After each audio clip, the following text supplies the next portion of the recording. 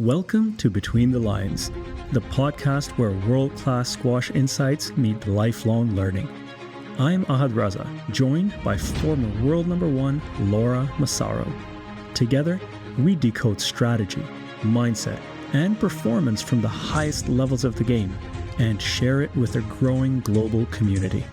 Because the journey never ends, and it's better when we grow together. Ladies and gentlemen, welcome to Between the Lines. It's me, Ahad Raza, being joined by former world number one, Laura Massaro. Laura, thank you so much. I'm super excited about this initiative, this project, this community that you and I are building together. Are you as pumped as I am? Yeah, definitely. I think it's been a long time coming. Our relationship probably began, didn't it, way before COVID, with just a simple podcast on your platform and conversations that are always really interesting, but have kind of taken time to kind of get to where we're at with some exciting ideas in the future, hopefully lining up. And I'm really excited to discuss and kind of grow, as you said, grow the community, but also kind of put some things out there that hopefully are going to help every squash player out there. That's right. And folks, for you tuning in, it's our first episode.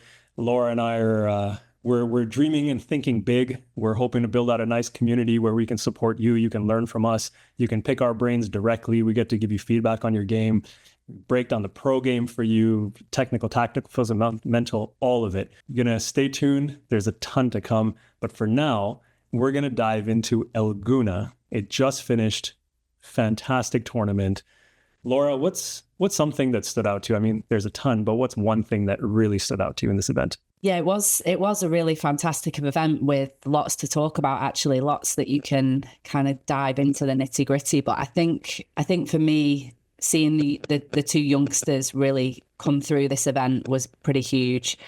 The Zachariah and Orphy performances all week were pretty stunning, really. And it's actually been brilliant to see Zachariah go top 20, second youngest of all time today behind Jahangir, and one ahead of Jansha in terms of age to reach top 20 in the world. So, wow, to sandwich yourself between them two legends, I think that's things that only dreams are made of, isn't it? When you think of records that could be broken, and Orphy to already be at 5 in the world, and as we know in Gouna, beating Shabini and Weaver on the way to the final was something quite spectacular. So it's kind of an exciting time for those youngsters and probably standout moments. And maybe we could touch upon a couple of their matches, but really, really interesting to see how they're going to progress, I think. Well, you know, one of the interesting things you mentioned that Zachariah is now basically second fastest, second youngest. That obviously it's a moment of accomplishment, moment of dreams, but I would imagine it could potentially create and carry a lot of pressure with it as well.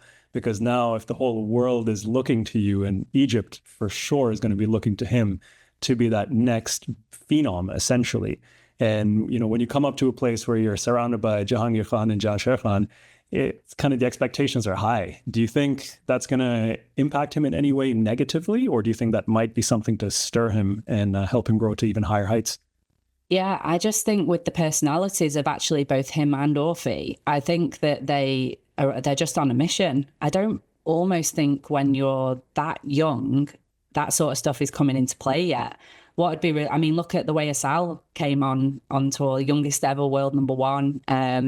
You maybe thought, oh, at some point it's going to start to kind of, you know, become a bit of an issue in some way. But even after the final in Gouna, he's sort of said, oh, the pressure's kind of shifting now. I haven't been that long at world number one and everyone's coming for me and I'm not hunting anymore. Right. And you're thinking, yeah, but you're still world number one. So either they're just very, very good at handling the pressure, or they just feel it a little bit less than most. Obviously, I know myself as a player, I generally felt like I was always kind of trying to run away from failure rather than towards success. And I think it's very interesting, and only those players will know kind of where their mindset is, whether you're trying to kind of play to kind of not lose, or you're trying to play to win. And I don't know at this stage, and I don't know either of them well enough, but I would say it looks on the outside like Zachariah and Orphy are both playing to win. They're playing to break records, and they're playing to be something a bit different and a bit special. And that's exciting for everyone watching, isn't it? You're absolutely right. I can't remember which match it was, but I was watching Orphe, and I think it was after she beat Sherbini, and they were talking about her next match. And she basically just said, I'm here to win. And I think it was in prelude to her final with Gohar. And said, how are you going to do tomorrow? Do you think you're going to win? And she's like, yeah, I'm here to win. So I think you're spot on. I think their mentality is, it's interesting when we're young and we don't think the same way that we think when we become adults, or to your point, when you achieve that top rank, like Asal is now speaking about, the brain doesn't quite operate the same way. And you're sort of just, you're kind of like, you're a kid because they're actually kids and they're just gunning, they're just going for it. And that conscious part of the brain isn't quite kicking in yet. But it's interesting. Like, I know you have something to say. Go for it. Yeah, it was just, this is a bit off script, but this is how our podcast is going to go, because I just throw random stuff out like this. But I was just watching Frozen with my little boy. He's been sick today. And Olaf says to some young kids, I think it was Frozen 2 actually. Okay. Olaf's the snowman's quite funny, and he goes, it's just a one-liner of how are you dealing with the complexity of maturing now, to these like kids, and they just look at him. And I laughed, and Dan is downstairs, my husband obviously, he's like, what are you laughing at? I'm like, because Olaf's just come out with this brilliant line that he's going to go over every kid's head in the cinema or the screen, but I know that you're going to love that line. I absolutely love it. I feel like that's what we're dealing with Orphe and Zachariah. It's like they're not dealing with the complexity of maturing quite yet. They're just doing. And this is one of the things where if we can take some of that youthful approach to any facet of life, whether it's squash, whether it's business, it's your career, whatever it is, and you don't attach so many expectations to it, you don't attach so many, like your own self expectation, not even other people's expectations, but it's a combination of both, obviously. But that judgment and all those other things that come along with it, it's life would be not only, I assume, more successful, but also a lot more fun going through it. Yeah, and a lot more simple. And the other thing that ties in with both of those players particularly is the unwavering support of the family. You can clearly see that, and players of that age whose families are so heavily involved, the family and the player can sometimes get criticised. But if you're the player and you know that 100% you've got the family's support, then that also allows you to just go and play freely and play to win, because you're not worrying about having to deal with other people's opinions after the match, whether people like you, whether people dislike you, what the crowds think, what the referees think, what your fellow competitors think, because you don't need to deal with any of that. You're just dealing with what your family think. And of course, a lot of that ties into the winning when it comes to the family, but ultimately it's that unconditional love that you can see is there, the support that's there every single match. Like, we're on this mission together. And that kind of makes things sometimes a little bit more simple. It can also make it more complicated in certain ways, but again, maybe more when you get older rather than now, I think. So they were my probably my moments of the match, really, seeing them two come through. And I said, we're talking like they've hit the heights. I mean, there's more to come for sure, but the performances that they put in, beating experienced, world-class, highly ranked players round after round was pretty special. And then how they dealt with playing the very, very best in the world was also quite special, I thought. Right. I completely agree with you. I was going to go down another rabbit hole, but I'm going to rein myself in for a second on the psychology side of it. But let's get to some of the meat and potatoes of what we were originally planning to speak about, which was the final of the men's final in particular. This time around, we'll touch on the women's final next time. I know you're coaching Hania, so we also want to be cognizant of all of the details that we share in a public forum. Yeah, we'll have to save those for special, more detailed moments, I think. I love it. We'll have to save those for special, more detailed. Asal, high-level thoughts. Firstly, I felt it was a little bit of a seesaw match. I mean, that obviously kind of maybe goes without saying. 2-0 up to Farag, 3-2 win for Asal. Obviously, it's a seesaw, but it really felt kind of like a match of two halves, literally from midway through the third. It kind of like someone clicked a button and everything switched. And I was just watching that match trying to figure out whether it was Farag playing very well to start and then Farag dropped off, or whether it was Farag playing very well and then Asal played very well. And it didn't look like really for any period of the match we really got them both playing well together. I think that was what I came up with in the end. I'd be interested to hear your thoughts. But basically the first couple of games, I thought Farag was unbelievable. Yeah. I thought his ball control and his tactics were fantastic. And then arguably, I don't know, only he will know, maybe saw the finish line and in some way was kind of so in flow and so seemed to be playing the right shot at the right time. And just tactically, his accuracy was very good. That kind of almost towards the mid to back end of that third game, kind of maybe just saw, I'm gonna maybe close this out 3-0. Right. And it looked like he just threw himself off. Asal hit a couple of, played a couple of great rallies, as we know he can. And it went from kind of looking like it was Asal's 3-0 to kind of him almost stealing the third game. Right. And then Frag, to me, looked like he was wobbling from that point, I would say. Right. So that was my overview of the match. I thought Asal finished it playing a lot better than he started, but I would argue that he was allowed to play better in the last two games than he was in the first two games. How does your opinion line up with that? Yeah, I agree with that wholeheartedly. I felt that Farag, from a tactical perspective, I felt like he was doing some things really, really well. Both of the guys in my mind were just battling for that tee the whole way through. I felt that Farag was using that change of pace a little bit quite well, actually, that lob of his.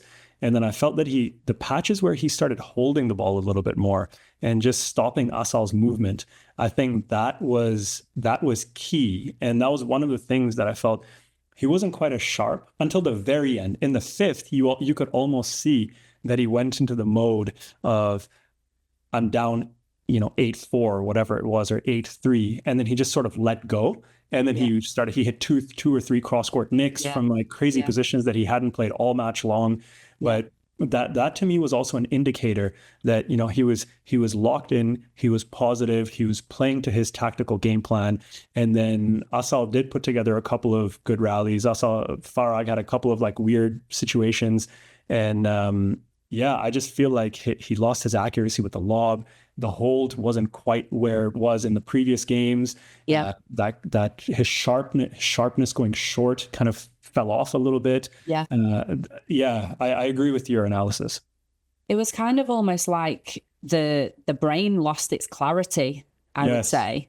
And that's where I was interested to have that discussion of, and again, like the one thing we've discussed before recording this podcast is that this isn't just us discussing a match for people to listen to. This is us discussing a match, hopefully breaking it down and making it relatable for people to go on and play their own matches. So obviously what we've talked about there is how do you keep your clarity of mind? Was the clarity broken down because of Asal, or was the clarity broken because he lost his focus and then couldn't get it back? And then to discuss around those ideas of like what happens when players you play break up the momentum, what happens when you inadvertently think of the finish line, things like that could be quite interesting. But yes, I actually thought that there was a really significant period of those first two games, which again is another point, and you'll have to remind me of all of these to come back. But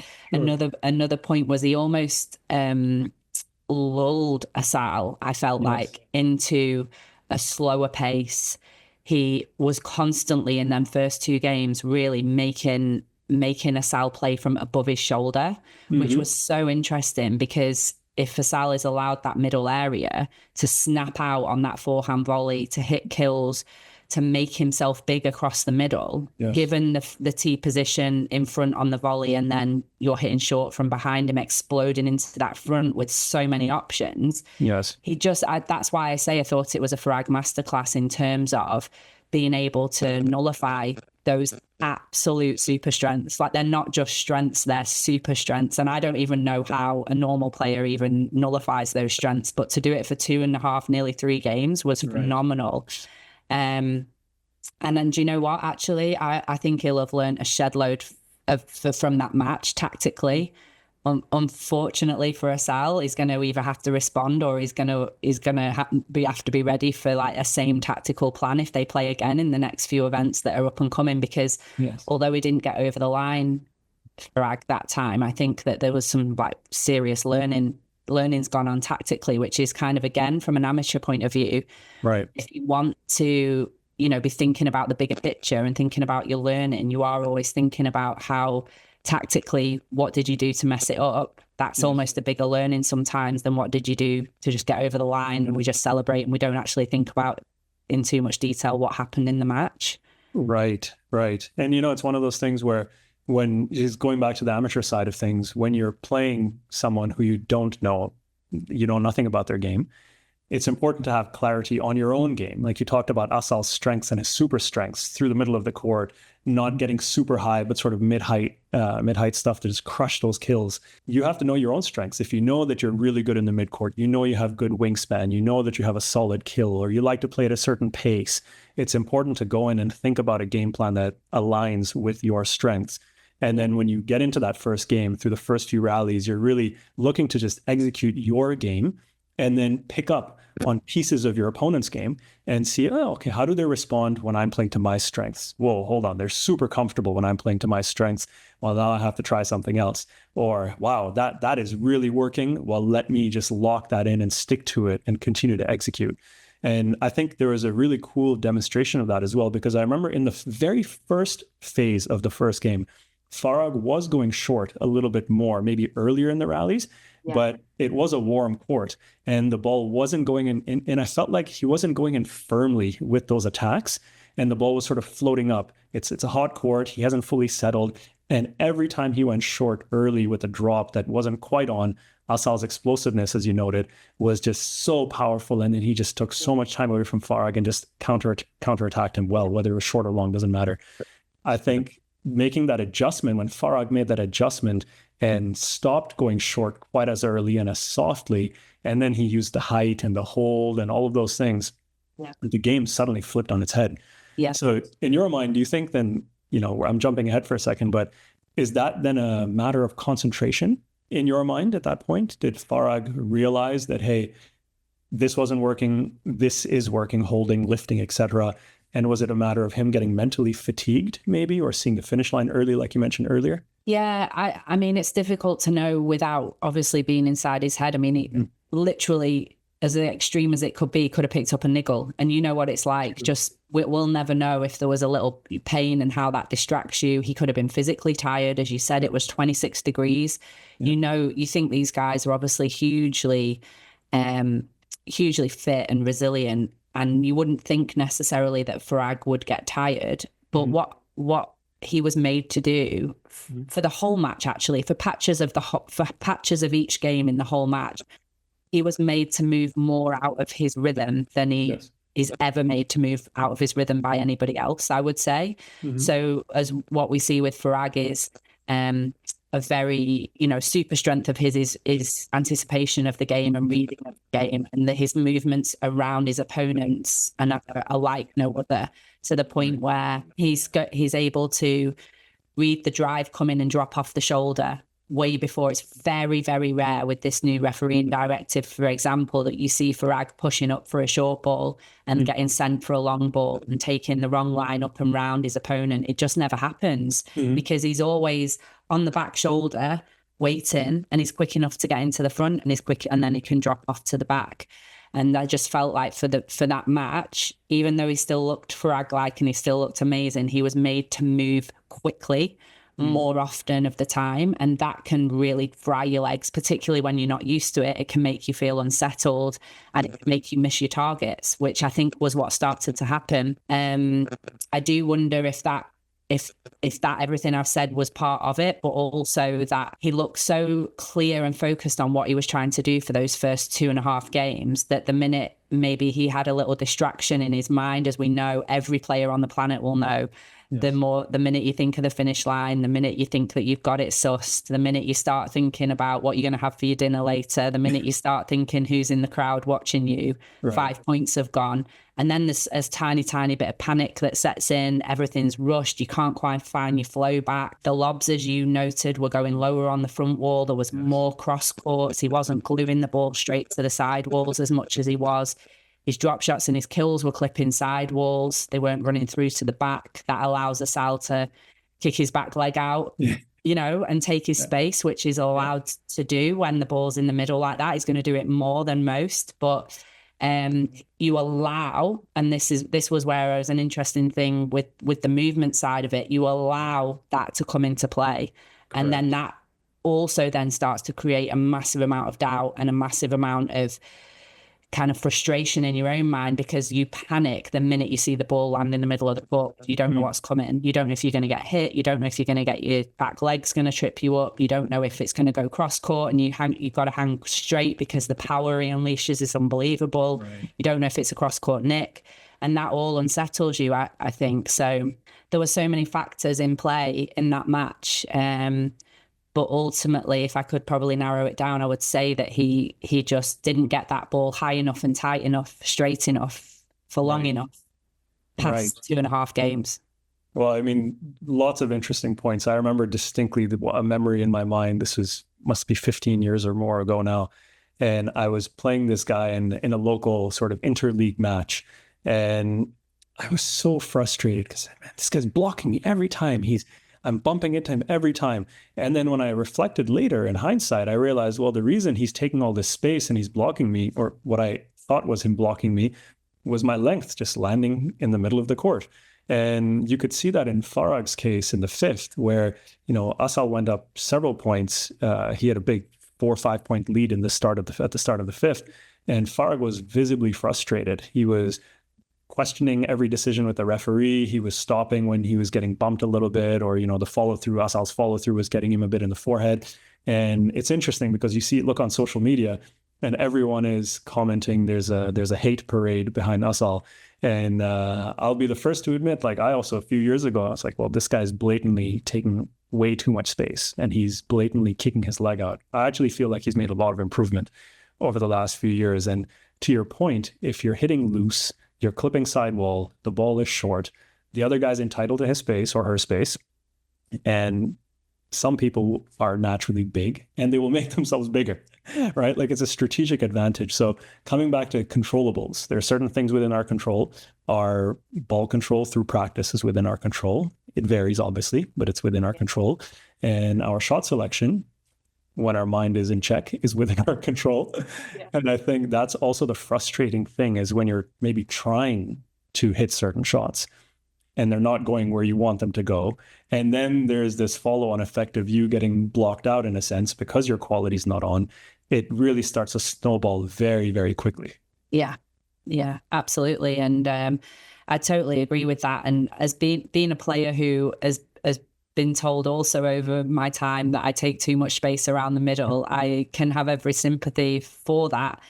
But also just knowing there was never any intention really to kind of go on that court and block anybody out. It was more, I'm 5'8", I'm fairly tall for, certainly for a female squash player. Mm-hmm. My strength is to volley. I don't particularly want to move any more than I have to. Right. And I'm going to try and take the middle of court as much as I can. And there was definitely part of my mindset that was, the bigger I make myself, the more somebody has to move around. Not necessarily kind of deliberately taking their line to the ball, but if you've left the ball in the middle of the court, I'm going to hold my back leg on the tee, as a lot of top players have done over the course of years. Yes. And I'm going to make it so that you haven't got a shortcut through the tee, because if you imagine, front leg, back leg, then player has to move around the back leg. That's they have to go around me and get the shot. If I let my back leg come through, they've got a shortcut. So I'm entitled to take my space. Now, Asal's a lot bigger than me, and he is taking his space a lot.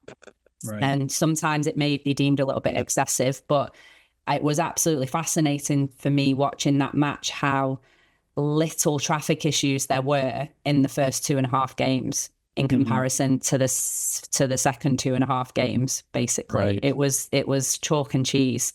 And even it's very rare that Asal agrees with any decisions, whether they go his way, whether the ref thinks he's done anything deliberate or not. He doesn't generally agree with the referees.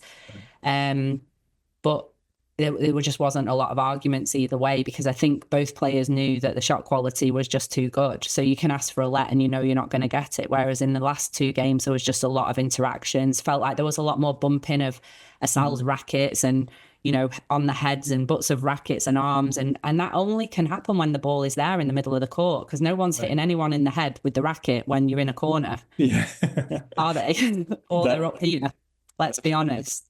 And it was phenomenal, actually, because Frag hit a couple of not bad lobs that actually went into the sidewall. So they were you would arguably say that that's above shoulder height. Right. And he just nailed them. It's almost like, are they above head height? Yes. Had to be above head height. His hand had to be above head height, rather, for the shot to kind of not be a ridiculous outright winner. Yeah. So, yeah, I mean, just trying to relate that back. I was interested when you said about being on the receiving end of that, being on the receiving end of someone who's taking a lot of space. Like, obviously, did you say it took you to the end of the match to really kind of reflect on that? It wasn't anything that you reflected in the match? Unfortunately, at that time, I wasn't as, air quote, wise as I am now, or as aware as I am now. Or at that old. Point. Sure. See, I was trying to be kind here, and you were keeping it real. I at that time, even once the match finished, I was just like, oh, this guy's cheating, and blah blah blah blah blah. And actually, a lot later, when I became a bit more aware of what was happening, and when the situation repeated itself a couple of times, then I stopped to pause. And as I started coaching more, I also stopped to pause and realized that people complain, oh, he's in my way all the time, or she's in my way all the time. It's like, yeah, but you're not managing the things that are within your control. If your ball is in the midcourt, they're going to be in your way. You're creating that situation for yourself. And it took me a long time to realize that for myself, because it's easy to blame others. It's easy to find excuses. It's more difficult to take ownership of the situation. One thing that Farag is quite good at generally in all of his matches, and he was fairly good in the final in El Gouna up until probably the 4th and 5th, really, is acceptance. Yes. Probably more than most players. Whoever he's playing, he's quite accepting of the situation, and he's quite accepting of the referee's decision. And I do think that, when you compare someone like Farag and Asal, number 1 and number 2 in the world, Asal not accepting of the referee's decision, every decision the referee gives, whether it's a double bounce, a let or a stroke, 90% of them he doesn't agree with. And a lot of them is actually seemingly disbelief to it. Whereas Asal is the exact opposite. I would say 90% of the decisions given, unless he's in a very, very frustrated mood, for example, the 4th and 5th game. Right.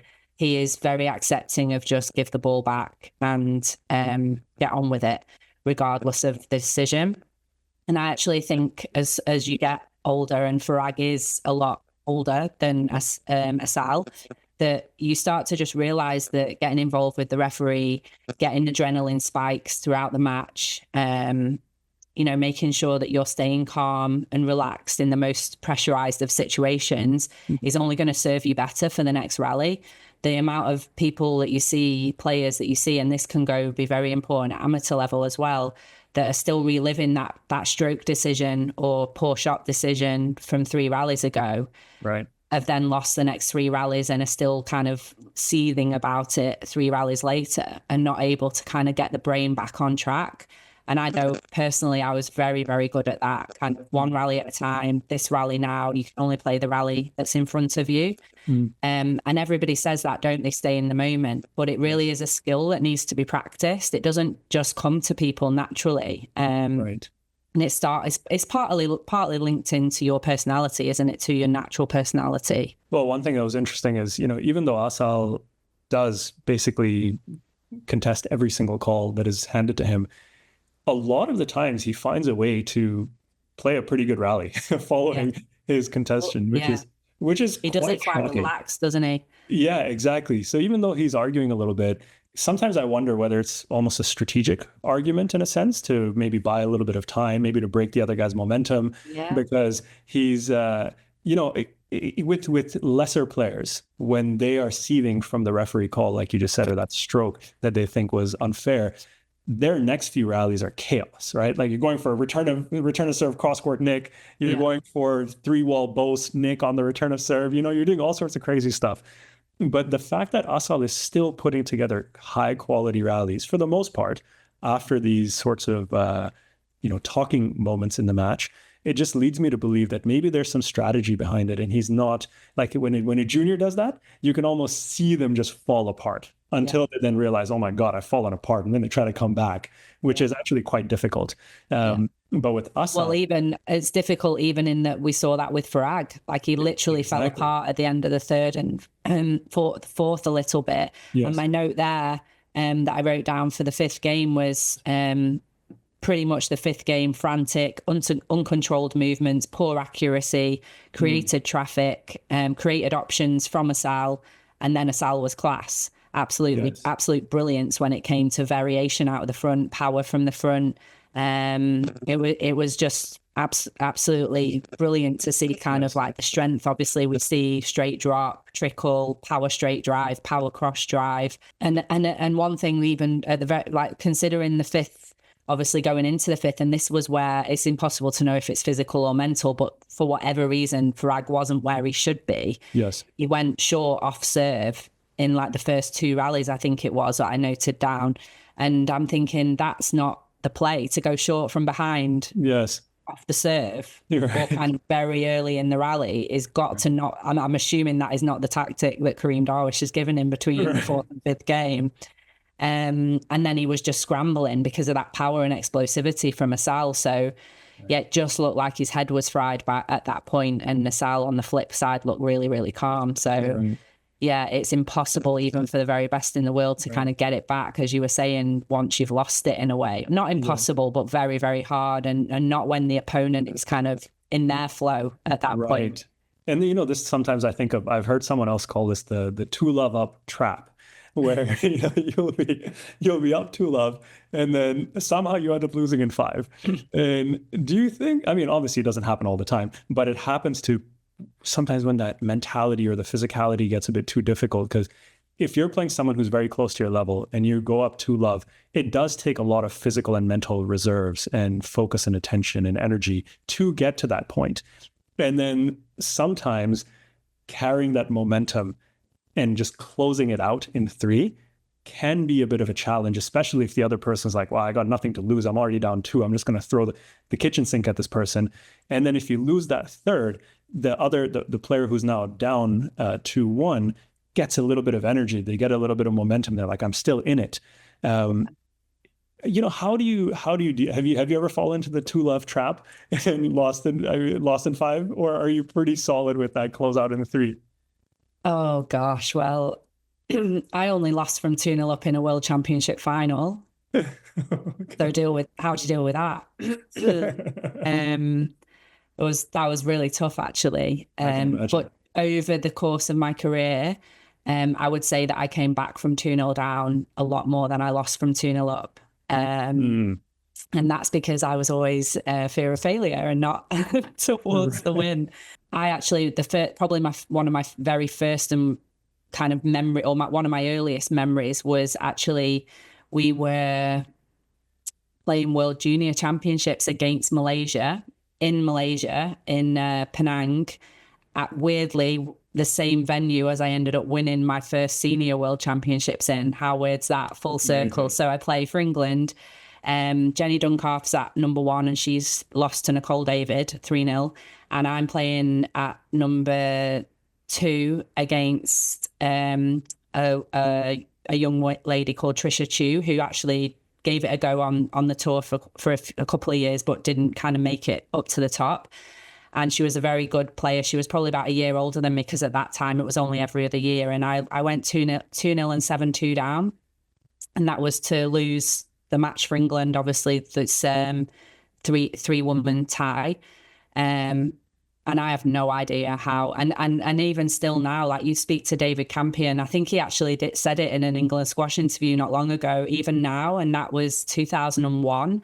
So we're talking about 24 years later. Wow. David Campion was the junior national coach at the time. He's obviously been the senior national coach for a long time. It was up there as one of his best memories. I came back from 2-0, 7-2 down, won the match. Wow. And then Alison Waters closed it out at the number 3 string, and we were world junior champions in Malaysia against Malaysia. So that's probably one of my biggest moments. And then one of my saddest moments was, and the absolute flip of that was losing that world championships to Shabini from 2-0 up. I'd beaten Renee Lely 13-11 in the 5th the day before. And I think I just got a bit tired. I was surprised that I'd gone 2-0 up, to be honest. But yeah, coming back from 2-0 down for me is kind of almost a little bit more simple in some ways. Yes. You're just kind of playing that next rally in front of you, aren't you, a little bit more? But just for the amateurs as well, one thing that I learned really early in my career, and David Pearson, who I think he probably said it to me a long time before he was my personal coach, probably more when I was a junior, said to us on a national squad once, which is the most important game to win? For me is kind of almost a little bit more simple in some ways. Yes. You're just kind of playing that next rally in front of you, aren't you, a little bit more? But just for the amateurs as well, one thing that I learned really early in my career, and David Pearson, who I think he probably said it to me a long time before he was my personal coach, probably more when I was a junior, said to us on a national squad once, which is the most important game to win? And everybody said the 5th game. And he was like, no. And we were like, the 1st game. Right. No. And he went, the 3rd game. And we were like, what? The 3rd game? And he was like, absolutely the 3rd game, because if you're 2-0 up, you need it to win. And if you're 2-0 down, you need it to not lose. Yeah. And if it's 1-1, it's a huge psychological shift to win that 3rd game and go 2-1 up. It gives you the opportunity to win in 4. And it was like, it stuck with me. I mean, clearly I'm, 41, retired 5 years, and I'm still talking about it from a junior national squad. And I think that actually recognizing that as an amateur makes you be able to push when you're 2-0 up or 2-0 down or 1-1, particularly 1-1. The 3rd game is the most important. This is the one I need. And then obviously you win the 3rd. Hopefully you have to then push on again in the 4th. But you know you've got 2 more chances at the, bite of the cherry at that point, haven't you? I love that. I haven't heard it simplified quite like that before with the importance of the 3rd. But I love it. No matter what, it's the most important game. Yeah. Who'd have thought it? Well, any final thoughts from you, Laura? Otherwise, I think we've had a nice discussion about this match. Yeah, I think that we've pretty much covered everything. We kind of don't want to rabbit on too long about everything. Keep it short and sweet.